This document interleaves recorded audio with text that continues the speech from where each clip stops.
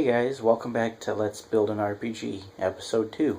And in this one I'm going to show you how to set up your spawn so people can understand what your map is about, what they're supposed to do, and then they can go on their way and do their own thing.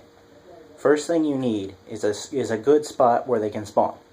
A good spot would be kind of with all the tutorials around them, or in a room that kind of focuses them in one direction, which, it would be kind of, okay, you spawn here and you have to go that way.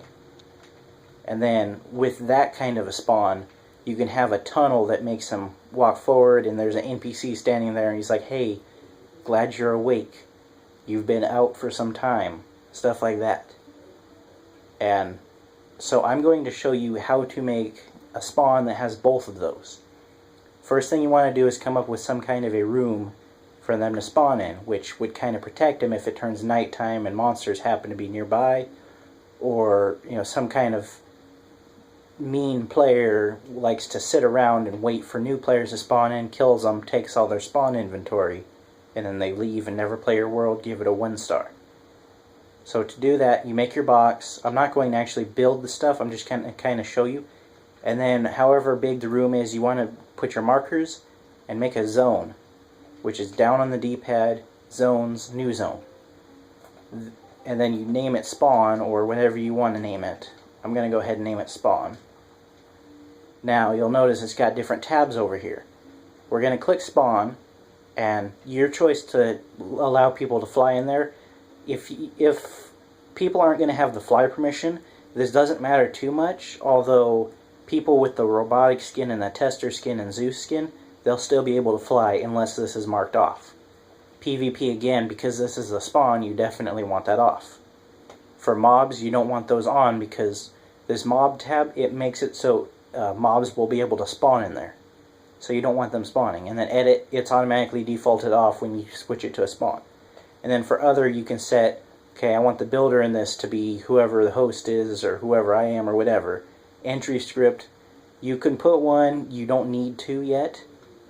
But when you cancel out, it's gone. But if you go to zones and view zones, you'll notice there's a big white square. That's where your spawn will be. Now, let's say this is going to be an open world and this is just like a little tiny house or something. They walk outside. I want them to be greeted with an NPC. So in order to do that, we're going to put our NPC kind of like near the door, where it's kind of, once you put that NPC, the first thing you walk out is you see him and that, or her, and that pretty much says, okay, that's obviously who I'm supposed to talk to. Next, I'm going to put like a little fountain next to her, because I like the way fountains are near spawns. It makes it feel more like, oh, this is peaceful right when you spawn in. It's not, you spawn in, the house is on fire, everybody's gonna die kind of thing. After you get your peaceful area going, NPC might say, hi, welcome to this town. You must be new here. Maybe I'll turn this into maybe a train station or bus station or whatever. It depends on what kind of world you can build. If you can build a modern one and that's what you're going with, bus station, an airport, those would be perfect. Medieval, you might want to do, maybe this is a fast travel station. Maybe you just woke up from the hospital with no memory. It doesn't really matter.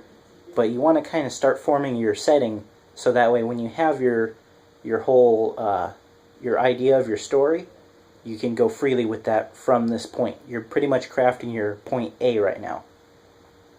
So, let's say that this is going to be the fast travel station. You just got here from another country. And she says, okay, hello, welcome. Feel free to look around the town. If you need anything, come back and see me. And then what you can do is have a script, which I'll get into probably in another video, of how to set up a history and how to do different message boxes. And then from here, what you want to do is maybe close by, somewhere about here, or even on the other side, somewhere close by, have a tutorial area where, okay, maybe this building right here is going to be for how to cook because you have skills on and cooking is needed. Or maybe this is the farm area, it teaches you how to pick crops and use that with the alchemy that you've scripted in or whatever, which I will definitely do in another video. But it's just, you want to make sure to have different areas that express each different element of your game. If you're going to do, oh no, you've got to save the princess mission, you obviously need a castle. Or at least some kind of way of expressing there's a king here. If you're going to do, oh, you woke up, you want to find out who you are, that's more free, because if you're finding out who you are, it doesn't actually tell you, okay, this has to have a castle, it has to have a dragon, or whatever. So that's kind of like the best option to go through if you have no idea what your story is going to be, is you don't know who you are yet. And with that being set up, you need to have it kind of a centralized focus point of where they leave.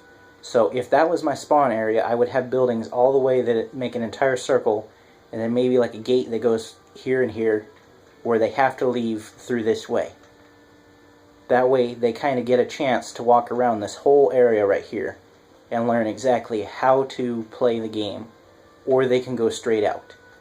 Now, many worlds that I've seen when joining, they have a zone here that makes it, oh, you have to go through every checkpoint of every tutorial to learn to be able to advance.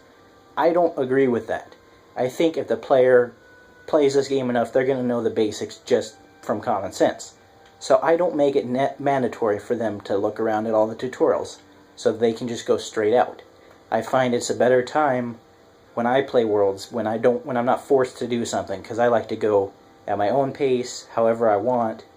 Of course, there's some control with, I can't fly in the worlds, but that's okay, because I still get to go at my own pace based on what I'm set at.